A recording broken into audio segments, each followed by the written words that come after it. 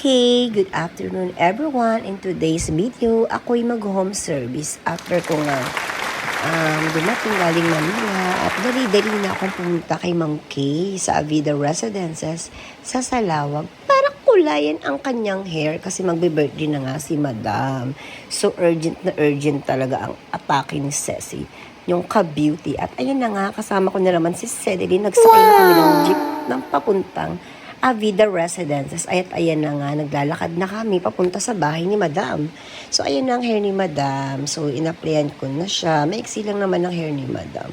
Kasi gusto niya every birthday niya talaga is maayos ang hair. At ayan nga ang mga cute na si Mali at ang kanyang aso. Yan. So, ito yung before ng hair ni Ma'am Kay. Ayan, right, at medyo ano na rin. So, ito na po yung after ng hair ni Madam. Ayan. So, napaka shala-shala at lakas makaputing hair. Ayan. By the way, thank you everyone sa lahat ng gusto magpagawa. Just book your appointment at Mahusay our salon. At eto nga, nakauwi na nga kami. Yun lang. Maraming salamat.